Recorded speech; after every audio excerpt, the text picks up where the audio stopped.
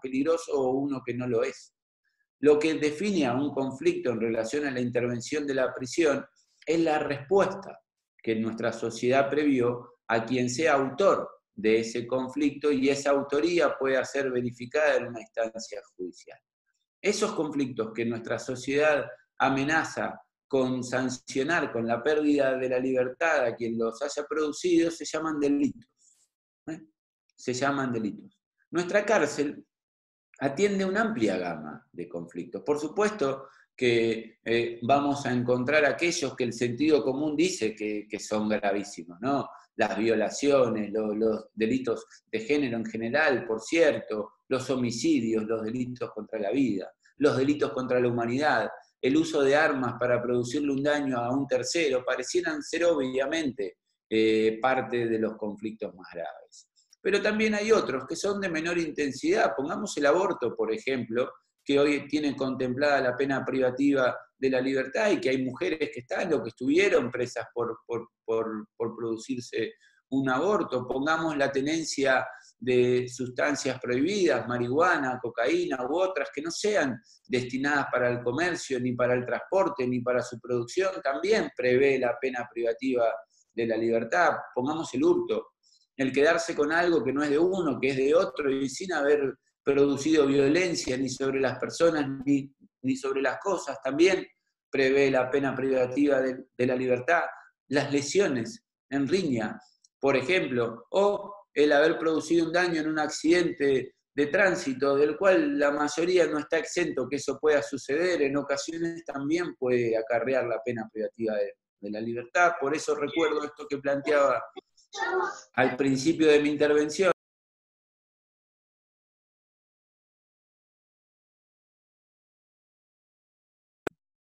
Ahí está, estaba siendo muy largo y por eso me silenciaste.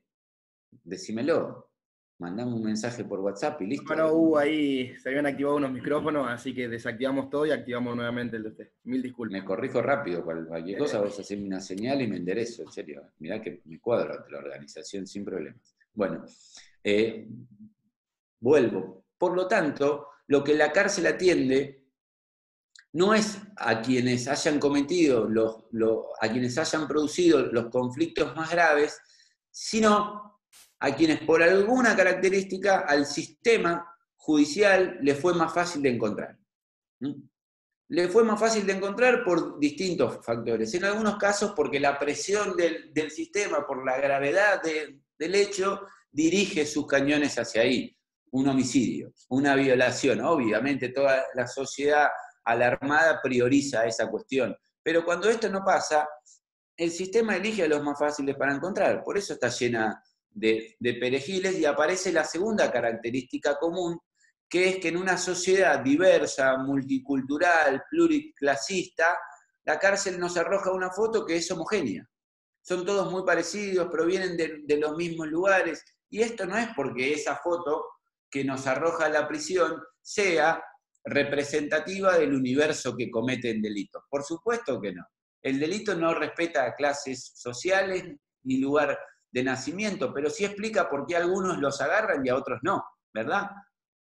Y a esta altura corresponde que haga una aclaración que me gusta hacer porque se confunde todo últimamente, en general, pero en estos tiempos también. Intentar explicarse por qué hay personas que están en prisión no intenta justificar el delito que los llevó a estar en esos lugares. Ni siquiera encontrar denominadores comunes como que el 70% tiene menos de 35 años, que el 45% no terminó el secundario, que el 30% no terminó el primario, que el 60% no tenía trabajo, que el 40% era soltero. O sea, todos estos son datos sobre la foto, pero que no buscan justificar el delito. Buscan intentar entender. Porque si no entendemos por qué pasa lo que pasa, no podemos intervenir para que estas personas tengan herramientas para que cuando recuperen su libertad, porque recuperan su libertad en algún momento, no necesariamente por el COVID, sino porque la pena se cumple en algún momento, cuando vuelven a la calle, no vuelvan a producir conflictos. Ni conflictos para ellos, ni conflictos para con sus familias, ni conflictos para con la sociedad que tiene miedo porque sabe lo que la cárcel nos arroja cuando nos devuelve a sus habitantes que tuvo durante 24 horas de cada día durante un buen tiempo. La cárcel nos devuelve sujetos peor que los que encontró oportunamente, y esto es un resultado que conocemos todos y que nos genera temor también. Esta cárcel que fracasa, pero que también sabemos que es un recurso que vamos a seguir utilizando porque hay casos frente a los que no tenemos respuesta, no es sujeto o no es área de políticas públicas cuyo análisis amerite que se propongan alternativas. En general no hablamos sobre lo que pasa en la prisión, quienes se nos presentan como candidatos a algo no nos proponen nada sobre estos temas en las campañas electorales, y se convierte en noticia cuando alguna situación alarma al conjunto de la sociedad y hace que la clase dirigente tenga que reaccionar, entendiendo la reacción como ir atrás del problema, como hacer algo después que las consecuencias pasen, que es lo mismo que hace la cárcel. La cárcel no previene delitos, interviene cuando el delito, cuando el daño ya está producido. Por lo tanto, suponer que la cárcel es una herramienta para prevenir el delito, considero yo, es un error grosero.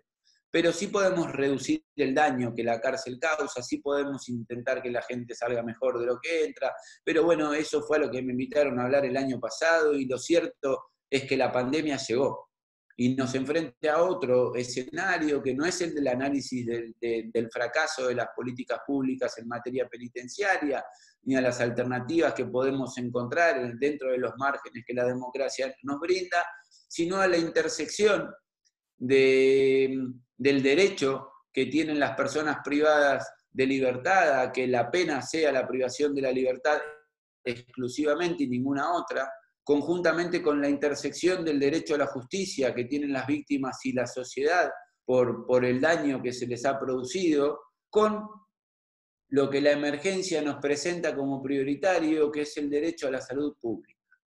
Lamentablemente, el COVID es pandemia. Esto implica que a nivel global el mundo está buscando respuestas para reducir el daño que el virus nos está produciendo a nuestras sociedades. Hemos visto lo que ha ocurrido en países europeos y vemos lo que pasa en países de nuestro continente también. La propagación del virus tiene una velocidad desconocida hasta ahora para nosotros y el poder del daño es letal. En muchísimos casos mata.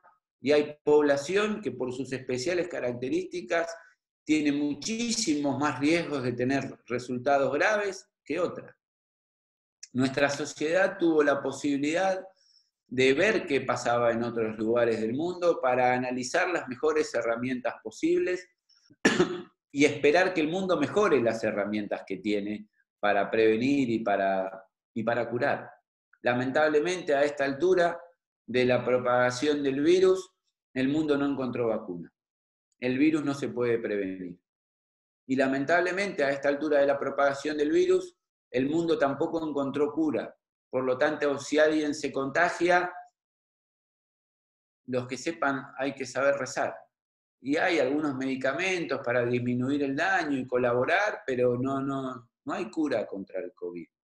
Miles de personas en el mundo mueren a diario por esta pandemia. Eso hizo que las autoridades de nuestro país, de los 3 poderes del Estado, de las distintas jurisdicciones que hay, municipal, provincial, nacional, que la política, oficialismo, oposición, que el mundo de los negocios, de la empresa, de las organizaciones sindicales, de la educación, que todos en Argentina y en el mundo hayamos resuelto que la prioridad es la protección de la salud pública. Entendiendo que no había cura, entendiendo que no hay vacuna y que por lo tanto, mientras tanto, la única opción que tenemos es propiciar el aislamiento, propiciar que no estemos en contacto con nuestros pares porque esto genera mayores condiciones para la propagación del virus y el objetivo es frenar el contagio para que los sistemas de salud puedan abarcar la demanda que tienen a consecuencia del impacto de este virus. Y esa es la prioridad. Esa prioridad nos enfrenta a dilemas constantes, algo que sabemos que así sucede. De hecho, fíjense ustedes cómo estamos hablando. Es una oportunidad para encontrarnos, por supuesto que lo es, pero sabemos que el derecho a nuestra libertad ambulatoria está cercenado. No podemos ir a cualquier lado sin permiso del Estado y sin justificar por qué es que nos movemos del lugar en el que nos encontró el decreto de aislamiento social obligatorio. Muchísimas personas están perdiendo su derecho a tener un trabajo digno. Muchísimas personas están perdiendo parte de su propiedad privada.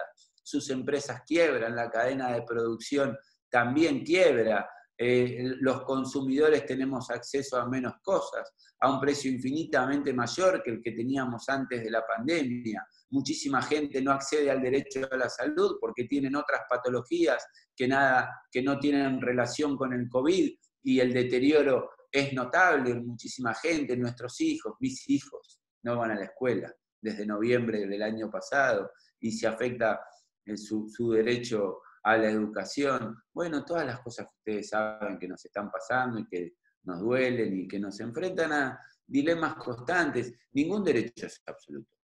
Ningún derecho es absoluto. Cualquier derecho puede ceder en nuestra sociedad, si el análisis armónico de la confrontación entre los intereses que presentan los mismos da lugar a que uno tiene que ceder a otro, y eso es un análisis que se debe hacer en cada caso de manera particular, y por eso muchos, entre ellos yo, consentimos la cesión de derechos más allá de alguna crítica en particular, de algo que nos parezca mejor, algo que nos parezca peor, alguna propuesta, que la prioridad está bien.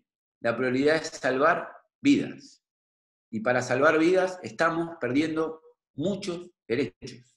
Por lo menos estamos viendo que se limitan en su ejercicio, que se cercenan, y eso trae consecuencias negativas, en lo inmediato, pero también en el mediano y en el largo plazo para nuestra sociedad. Entre otras, vamos a salir muchísimo más pobres de lo que está. Vamos a tener muchísimas menos herramientas para resolver los problemas más urgentes. A las pocas herramientas que ya teníamos cuando la pandemia no había llegado, vamos a tener menos aún. A esa situación es a la que enfrenta la prisión. Quienes venimos trabajando en esos espacios de encierro y venimos observando lo que ocurría en el mundo en relación a esos contextos también, advertíamos a comienzos, inclusive antes del aislamiento social obligatorio, que había que prestarle especial atención a las cárceles en la Argentina, porque muchísimas de ellas tienen situaciones de hacinamiento con población en riesgo por COVID,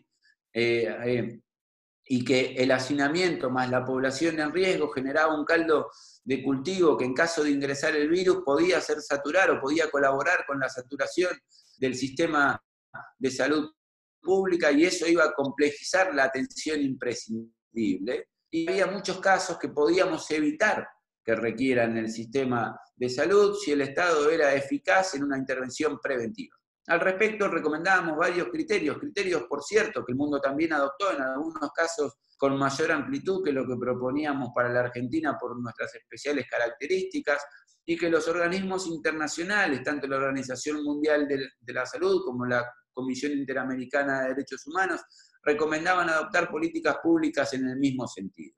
¿Cuál es el sentido? Proteger la salud pública, prevenir el contagio de COVID en cada área de intervención estatal, y esto también involucraba a las cárceles.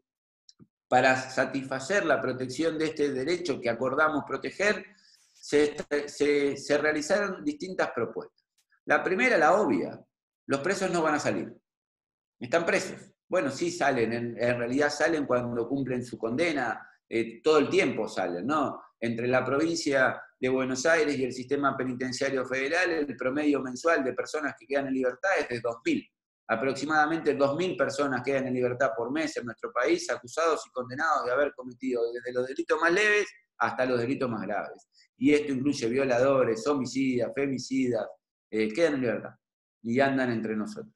Pero también, y esta no era la población que se analizaba, porque los que quedan en libertad porque les corresponde por derecho quedan en libertad, sino que lo que hacíamos era, dentro de los que no tienen por qué quedar en libertad, ya sea porque están procesados o porque están cumpliendo condena que todavía deben seguir cumpliendo, la obligación que tiene el Estado para buscar la satisfacción de esta prioridad es propiciar el distanciamiento en la cárcel, porque el aislamiento es imposible.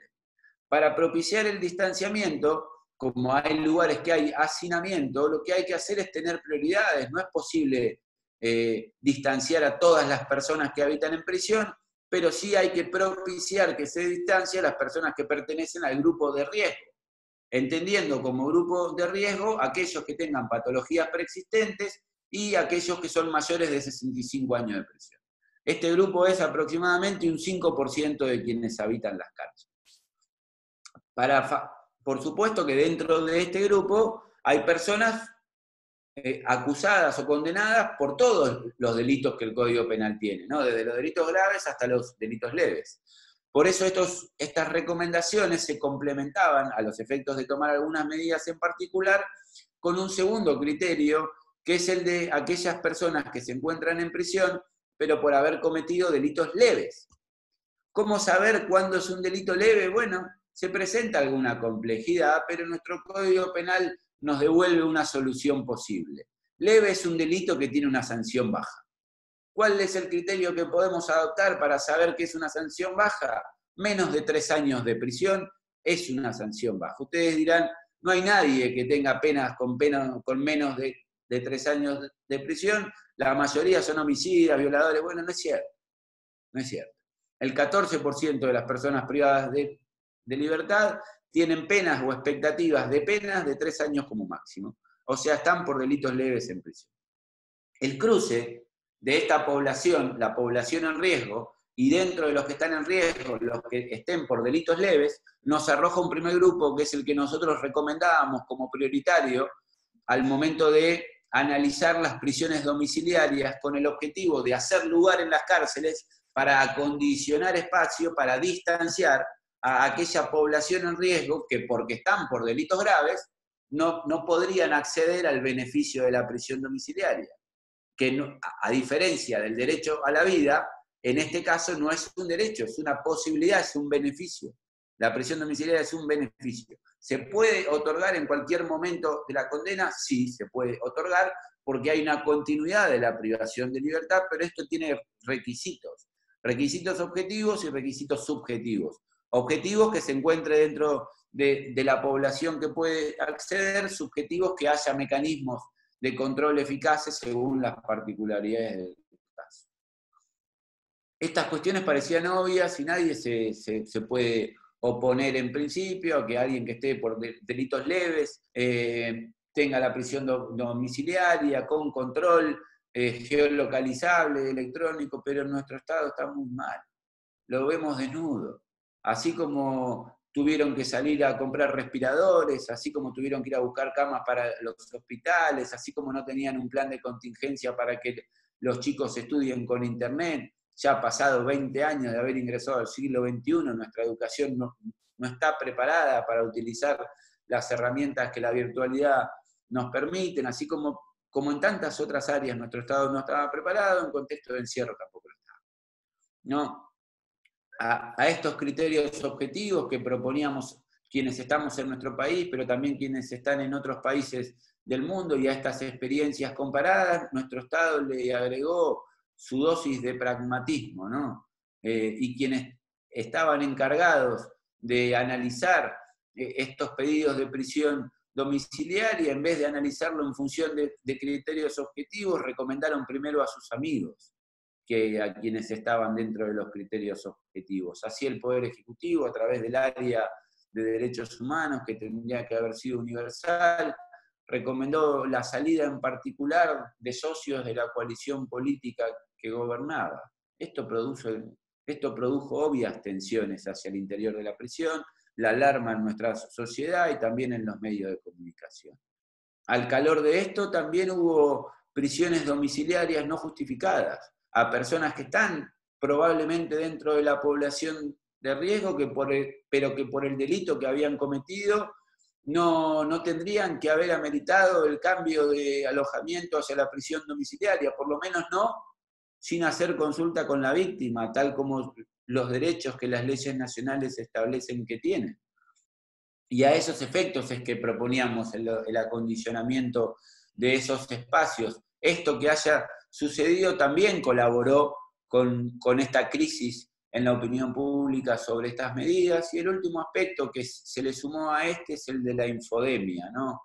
Esto de la difusión de información falsa con el objetivo de generar alarma en la ciudadanía, y la infodemia se propaga mucho más rápido que el COVID y también hace daño, y lamentablemente esto ha sido transversal desde todos. Por ejemplo, hubo un violador que quedó en libertad y que en el domicilio donde estaba cumpliendo la prisión domiciliaria violó a su víctima. La nueva violación ocurrió durante el tiempo del aislamiento social obligatorio, por lo menos, obviamente es un hecho repudiable, esa persona tendría que haber estado en prisión, pero la prisión domiciliaria se otorgó en octubre, no en tiempos del COVID. Sin embargo, la noticia del hecho, si bien nadie dijo que fue en octubre, la noticia era un violador en prisión domiciliaria violó nuevamente. Bueno, obviamente todo el mundo supuso que había sido una prisión domiciliaria otorgada por el COVID. O posiciones como liberan a todos los presos. O posiciones como que salgan todos los presos, ¿no? Entre el garantismo bobo y el punitivismo fascista está el Estado democrático y republicano. Y creo que la respuesta pasa por 3 elementos que las políticas públicas tienen que incorporar, sobre todo en tiempos de emergencia, pero a la hora de analizar cualquier política pública tendrían que estar. En primer lugar, el acceso a la información es un derecho. La información es un derecho para nuestra sociedad y en tiempos de pandemia cobra mucho valor.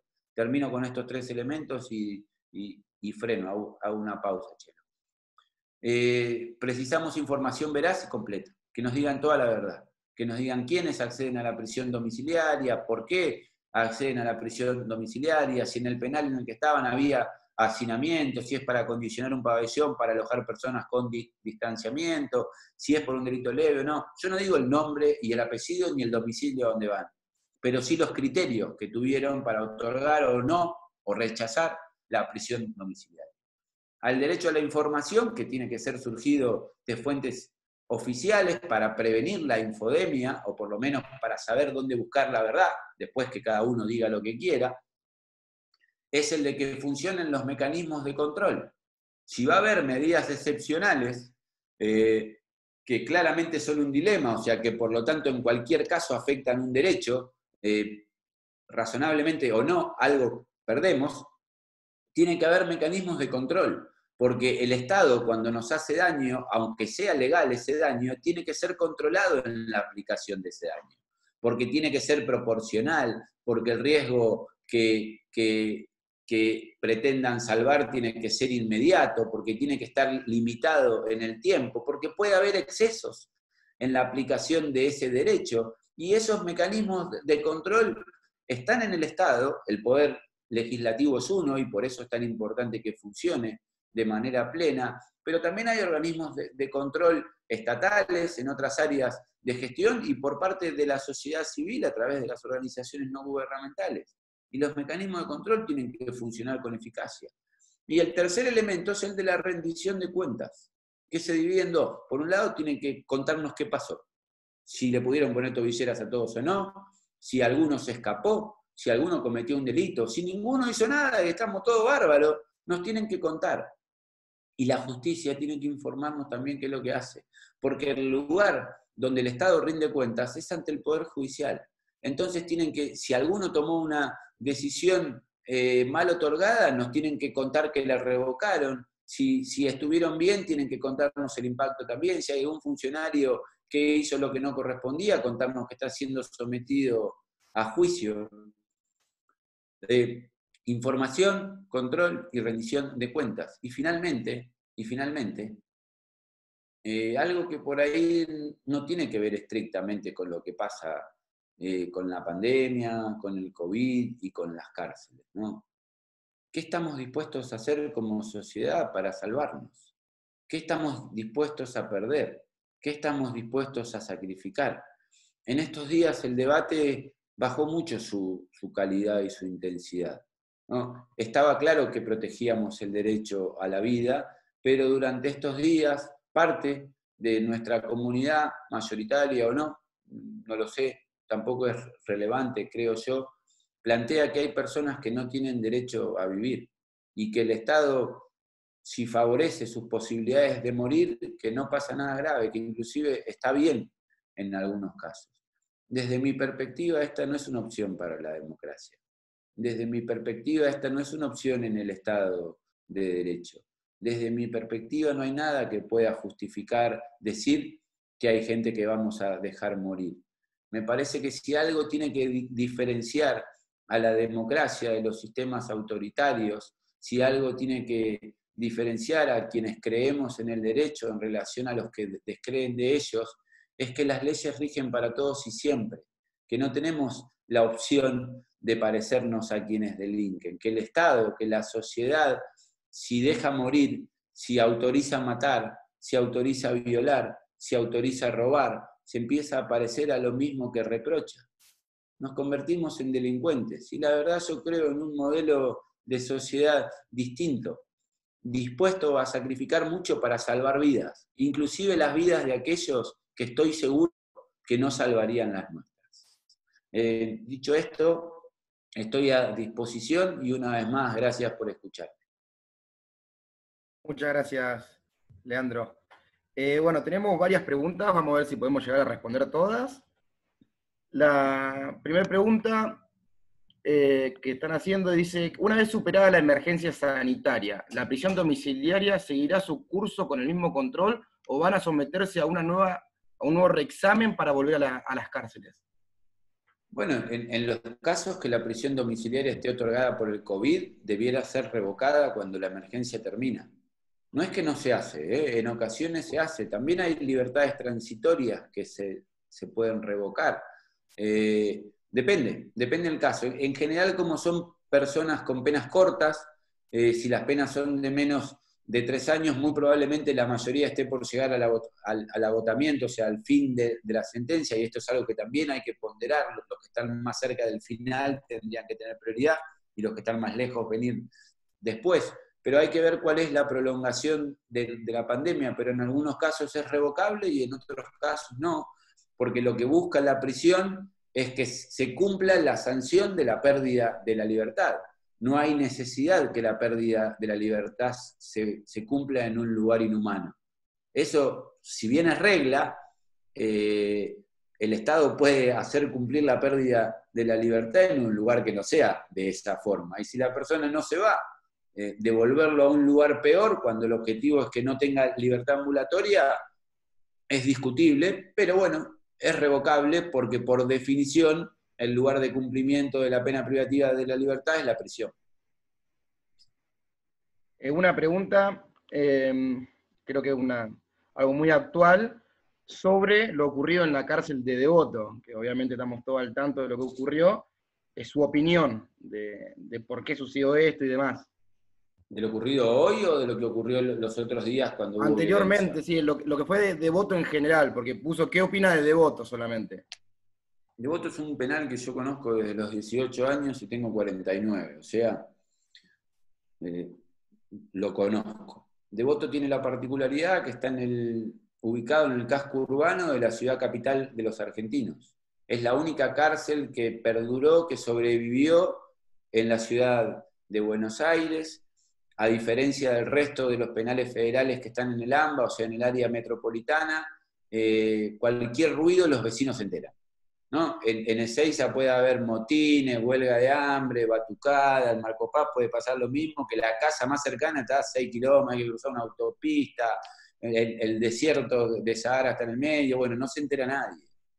En Devoto cualquier ruido que pasa hay un vecino con su teléfono filmando y mandándoselo a Crónica TV, que en 2 minutos te pone placa roja diciendo tragedia en la cárcel de Villa Devoto, y eso le da un valor simbólico especial. A su vez es una cárcel muy conocida, es histórica, muchísimos presos famosos han aparecido por ahí, hay todo un morbo, ¿no?, en relación a la cárcel de Devoto, etc., que bueno, es así. Por eso habría que haber tenido todavía, si bien yo considero que las medidas tendrían que haber ocurrido en todos los lugares igual, si no querían problemas, a Devoto había que cuidarlo mucho más que a otros lugares. Sin embargo, hay trabajadores penitenciarios que se contagiaron y que ingresaron al penal. Y así el virus llegó a la cárcel de... ¿Vieron ese preso que intentaba escalar un muro y que se cayó? Sí. Bueno, ese fue al hospital, porque sorprendentemente solo se fracturó un tobillo. Se cayó, ustedes vieron de dónde cayó, ¿no? 10 metros. Bueno, ¿eh? 10 metros creo que fueron. Más debe haber sido, porque cada piso tiene como 4 metros y tenía como 3 pisos. Pero sí, 3, 4 pisos, no, mínimo 15 metros. Pero bueno, ponele 10 metros es un montón para caerte, ¿o no? Obvio. El flaco solo se fracturó el tobillo. Bueno, el punto es que fue al hospital. Obviamente, de ahí fue al hospital. Bueno, tenía COVID. ¿No? Entonces, en la cárcel de Devoto hay COVID. Y les habían prometido que les iban a dar lavandina y les daban 1 litro de lavandina por semana por pabellón, donde hay 100 que debiera haber 60. Y un médico penitenciario estaba contagiado. Entonces, y los jueces no tramitaban los pedidos de prisión domiciliaria, ni por sí ni por no. Entonces, todo eso, la violencia es injustificable siempre, pero lo mismo hay que intentar entender. Hacía previsible lo que pasó y además ya había habido hechos de violencia en numerosos penales. En Santa Fe, al principio del aislamiento, lo mismo había ocurrido en Corrientes, en Córdoba, en Tucumán, en Mendoza, en provincia de Buenos Aires. Esa misma semana había habido problemas en varios penales. En uno de los penales un preso había muerto a balazos, que el servicio penitenciario primero dijo que había sido una riña entre presos y después se comprobó que no, que era plomo, que había salido de armas de los agentes penitenciarios. Bueno, todo eso colabora con un clima de tensión, con una olla a presión que Devoto es ideal para explotar y que si no cuidaron a quienes trabajan en las cárceles, y bueno, nada, había muchos factores por los que eso era previsible y lo previsible pasó. Lo sorprendente es que todos digan, mirá que esto está por pasar, y no hagan nada para evitarlo cuando las consecuencias eran como fueron. Bien. Acá me preguntan, ¿cuál cree que es la mejor decisión en cuanto al planteo de la liberación de presos? Es que desconozco el planteo de la liberación de presos. No hay planteo de la liberación de presos. Forma parte de la infodemia. Los presos que son liberados no son por el COVID. Podrán ser liberados por múltiples factores. Quedarán en libertad porque agotan su pena, será libertad condicional, asistida, transitoria, pero no por COVID. Las recomendaciones en la Argentina no implican la libertad de nadie por la pandemia, sí la prisión domiciliaria, en algunos casos. Pero no es lo mismo la prisión domiciliaria que la libertad de presos. Bien, acá me preguntan, siempre, en una opinión personal suya, Leandro, ¿cuál de ustedes, o sea, cuál de las partes del Estado cree que está haciendo que ocurran estos problemas penitenciarios, ya sea la parte jurídica, política o penal? No sé si se entendió la pregunta. No, es que no hay área del Estado que no colabore con este fracaso. El poder legislativo legisla con hipocresía, hace normas que aumentan los delitos sin analizar a dónde va a poner a esas personas, aumenta las penas también por los delitos sin saber dónde va a poner a esas personas. Después uno puede tener opinión sobre si está bien o mal, si la cárcel tiene que atender tantas conductas, menos conductas. Lo que no puede pasar es que describan un escenario en el cual la cárcel deba intervenir y que la cárcel no esté preparada para intervenir. Eso es el legislativo.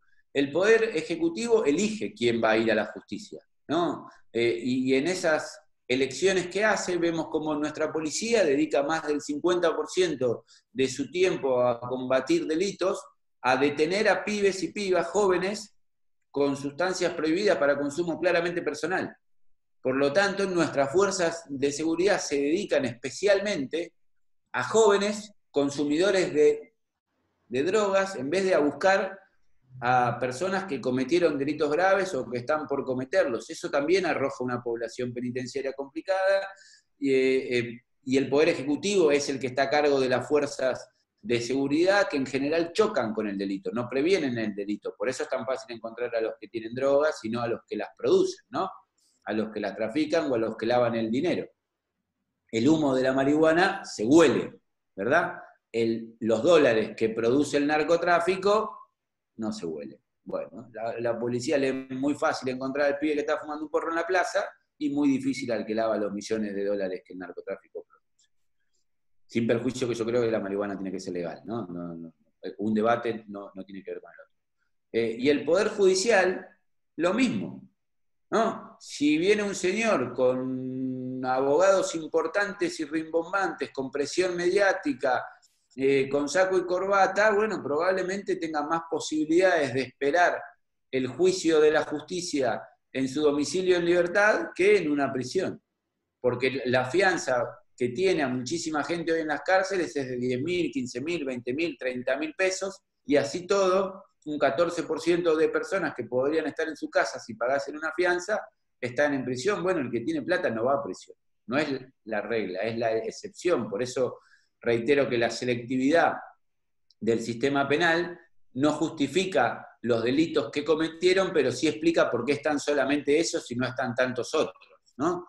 Y yo creo que el Poder Judicial tendría que dedicarse a las conductas más graves, no a los autores más fáciles de encontrar.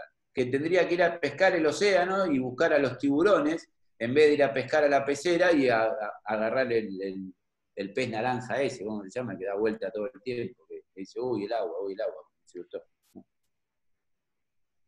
Bien. Acá me preguntan si es cierto lo que dijo el presidente sobre el caso de pedido de prisión domiciliaria de la defensa de Ricardo Jaime.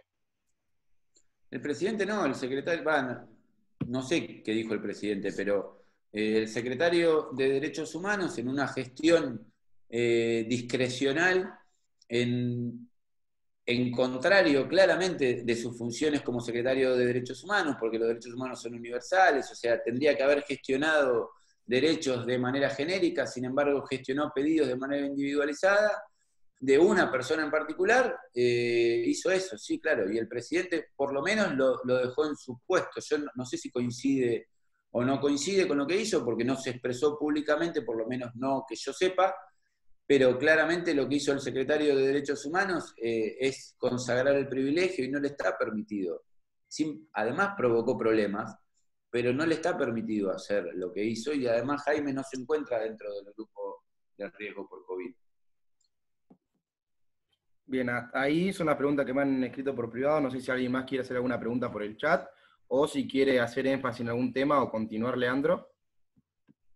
Ustedes digan, a mí ni me preguntes, yo lo que ustedes digan, hasta que ustedes me digan. Bien. Micaela dice algo, Agustina, Micaela, acá tenés, mirá.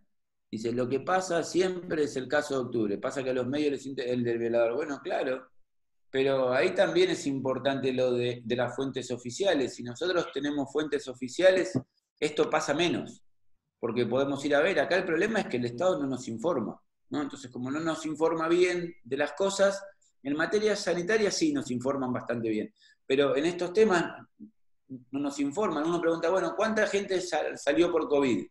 Y el otro día uno dice, bueno, salieron 2.500 personas. No.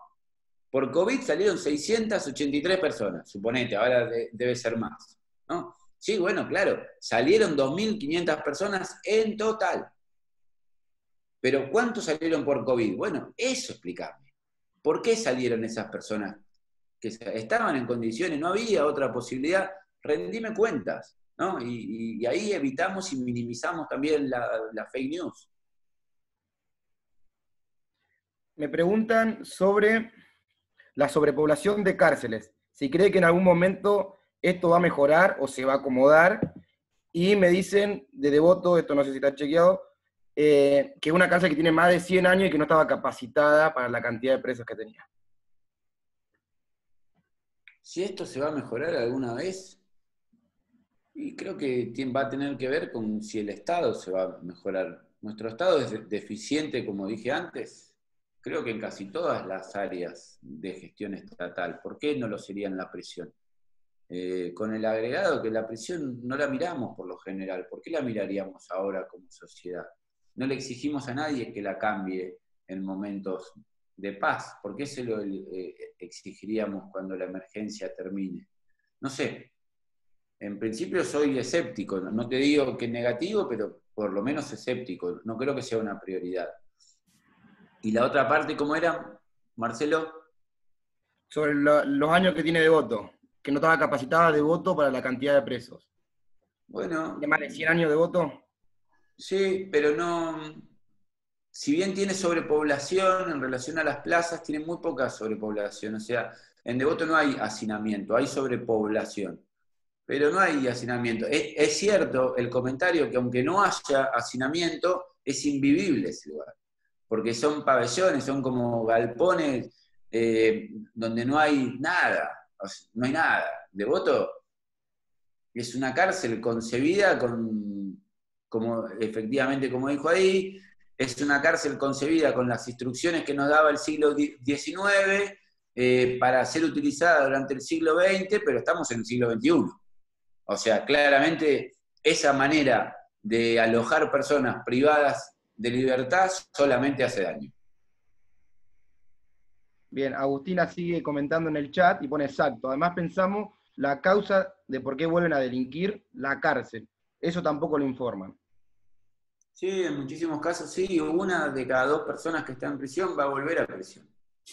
Leandro, Y ¿cómo la andás? mayoría por cometer un delito más grave también, claro. Así es. ¿Tiene razón o no? Leandro, ¿cómo andás? ¿Todo bien? ¿Quién es? No veo nada. Conrado. Conrado Cayone. Hola, Conrado, pero no te estoy viendo acá, No, papá. estoy con ¿Dónde la estás? cámara apagada, ahí está. No, ahí siguiendo un poco con lo que pregunta Agustina de la causa de que vuelven a delinquir, estaría bueno que cuentes un poco el programa que tuviste vos a cargo en la UBA y de cuántos de los que salen una vez que estudian vuelven a delinquir o vuelven a estar dentro. Sí, la UBA hace desde 1986 en la cárcel de Villa Devoto, pero también en Ezeiza y en Marcos Paz, hace lo mismo que hacen ustedes en su facultad. Damos clases de algunas carreras, abogacía entre ellas, las de ciencias económicas casi todas, sociología, psicología, algunas de filosofía y letras también. Y es verdad lo que dice Conrado, nos encontramos con un resultado no buscado, porque lo que nosotros vamos a hacer en la cárcel es ir a dar clases. No, vamos a garantizar un derecho que es el de la educación, y ese derecho involucra todos los niveles en los cuales el Estado brinde educación, por lo tanto el nivel universitario también estaba involucrado y la UBA tuvo la posibilidad y entró, y ahí estamos en la cárcel. Es verdad lo que Conrado dice, porque así como les dije antes que uno de cada dos presos va a volver a la cárcel, los egresados de la Universidad de Buenos Aires que pasaron por prisión, en un 85% no vuelven a la cárcel. Ahora, esto genera un análisis complejo. Así como no justificó el delito, uno no puede sacar una foto y sacar una conclusión prematura. ¿La educación cura contra el delito? ¿Es medicina contra el delito? Bueno, no, yo creo que no. Yo creo que no, claramente creo que no. Y de hecho es una responsabilidad que el sistema educativo no tiene por qué tener, evitar la reincidencia. No es objetivo de la educación pública que la gente no delinca. Eso lo tienen que hacer otras agencias. Lo que sí es cierto es que lo que la universidad muestra es que muchísimas personas, si tienen otras herramientas para integrarse en la sociedad, herramientas que les den oportunidades de hacerlo de manera pacífica, las eligen. Y eligen no delinquir. En muchísimos casos, personas que optaron por el delito en algún momento de su vida, cuando acceden a las herramientas que la universidad pública de calidad les brinda, eligen por estas últimas herramientas. Y esto lo que demuestra es el poder que tiene el Estado para intervenir también en la cárcel, pero no solamente en la cárcel, y el resultado que nuestra sociedad podría tener si resolvemos priorizar la educación pública y de calidad. También para personas que consideramos que no merecen tener oportunidades, no yo, quiero decir, ¿no? Masivamente.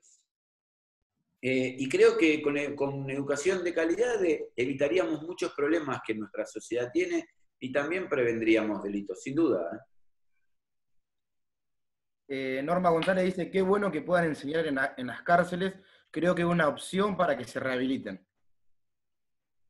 Bueno, es una opción para que accedan a sus derechos.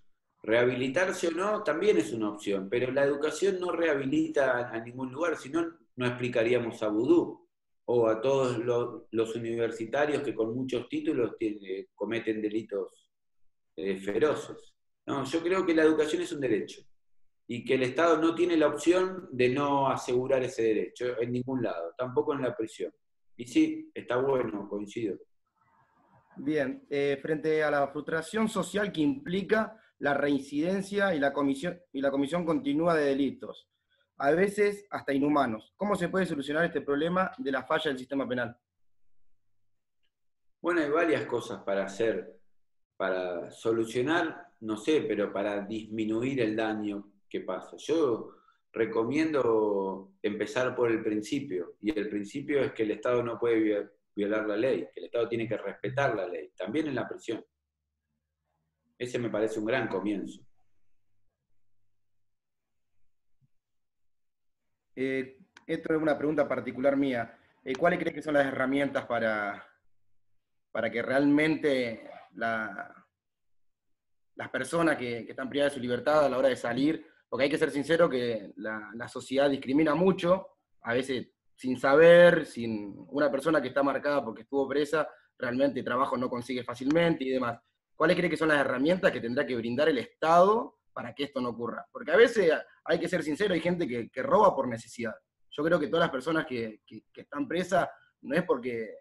Mucha gente no tuvo sus herramientas, hay gente que ha pasado hambre, por eso sale a delinquir y demás. ¿Cuáles son las herramientas que el Estado tiene que prestar para que esto no suceda? Igual te voy a hacer un comentario, Marcelo. Es verdad que mucha gente roba porque tiene hambre.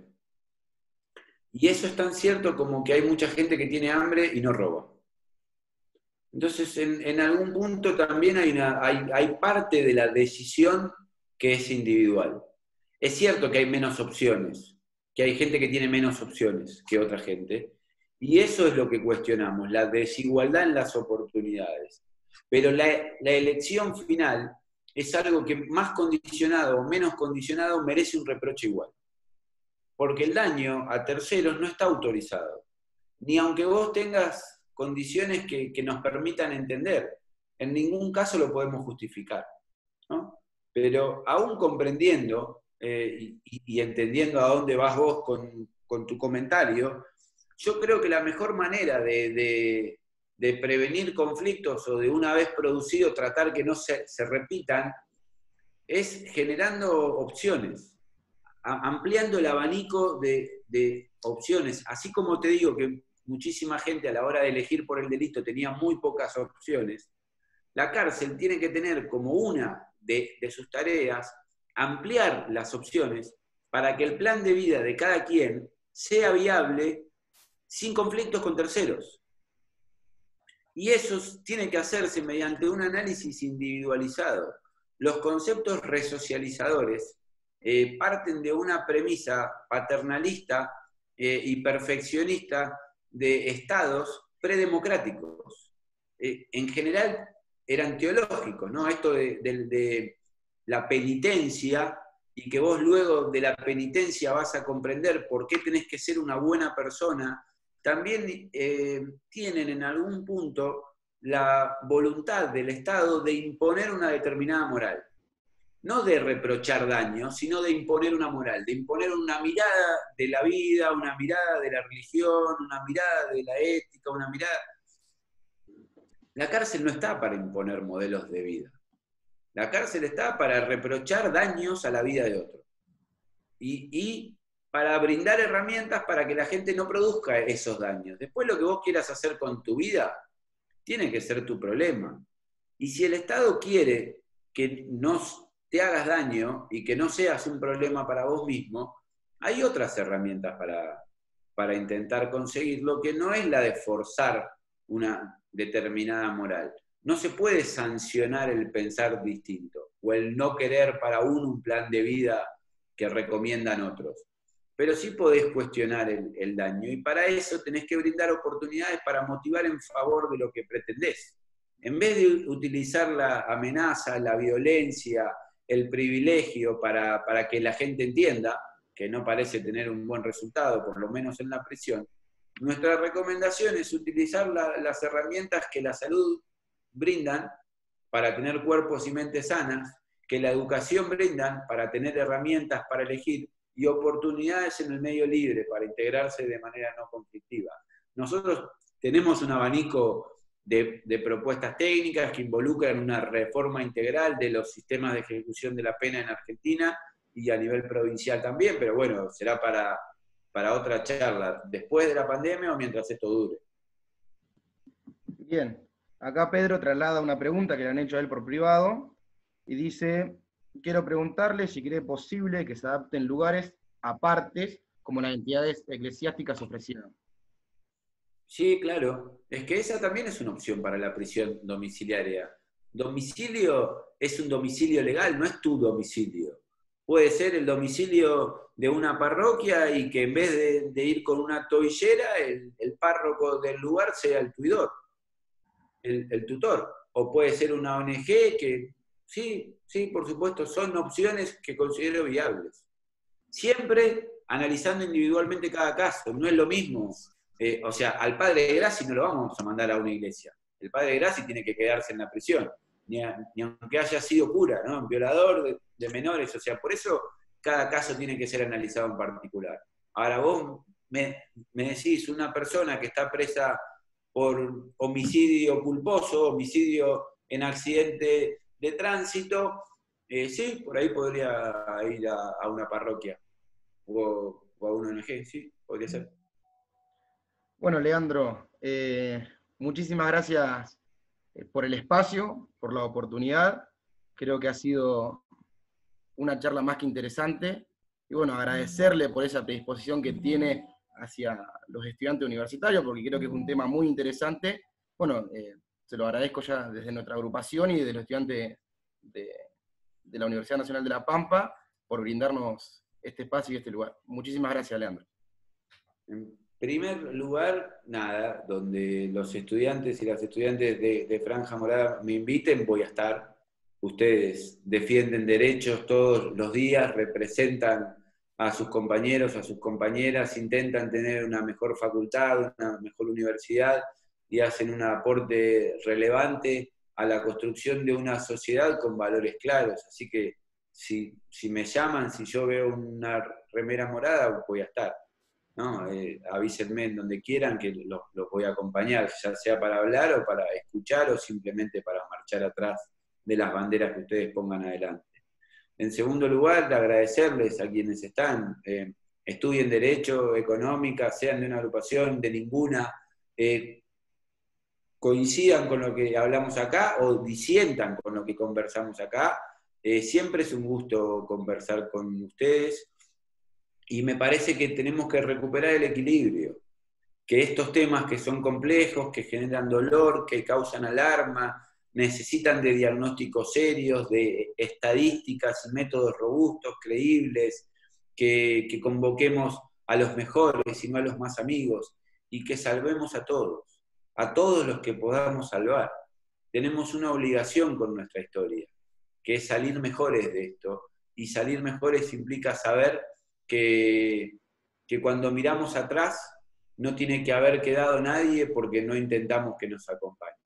Tiene que haber lugar para todos en este viaje y esa es una obligación de la democracia y para eso trabajamos, estudiamos, investigamos en la universidad pública, para mejorar la calidad del Estado, pero también para que eso impacte en nuestra sociedad y con más oportunidades para todos y todas, vivamos con más y mejor democracia. Y esto implica con el respeto irrestricto de los derechos humanos para todos, para todas y siempre. Así que gracias a ustedes, Marcelo, y a todos y todas los que están acá. Leandro, nos vemos la próxima, gracias. cuando quieran. Un abrazo enorme, Conrado, para vos también, loco. Abrazo grande. Gracias a vos.